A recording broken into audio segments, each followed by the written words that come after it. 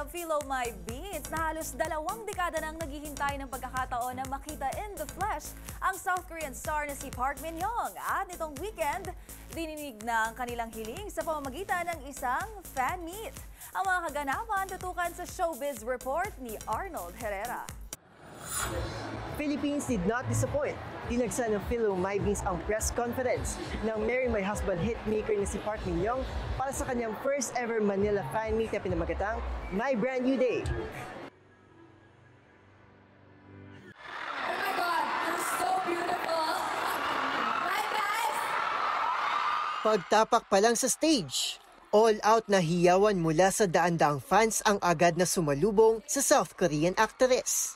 Taos-puso itong nagpasalamat nang malaman na ang tagumpay ng kanyang mga pinagbidahang palabas, hindi lang sa Korea, kundi pati rito sa Pilipinas. What can I say? It was truly an amazing moment that to witness those, really success.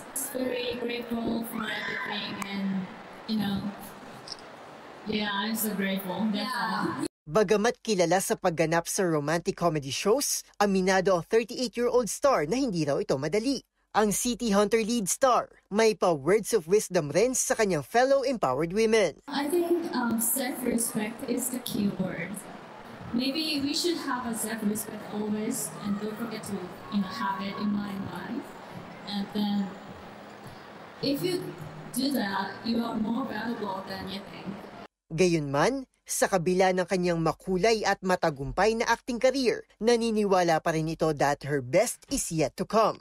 Nakapanayam ko rin ng ilang Philo My Beans na hindi na itago ang kanilang kilig, lalo't ito ang unang beses na bumisita ang Korean star sa bansa. Minahal ko po siya sa City Hunter. First year high school pa lang po ako. Ngayon, 12 years ko na siyang minamahal at sinusuportahan. Naiiyak ako. Ang ganda niya. Sobra. Love you, we love you, we love you. Si Park Min-young ay kilala sa kanyang pagganap sa rom-com hit na What's Wrong with Secretary Kim na ginawa ng Philippine adaptation, Tampok ang Tambalang Kim Chiu at Paolo Avellino, at ang kanyang top-rating revenge series na Marry My Husband. Welcome to the Philippines! Mahal kita, Park Min-young! Para sa MBC TV Network News at sa ngalan nating Showbiz Angel, ito po si Arnold Herrera. Sama-sama tayo, Pilipino.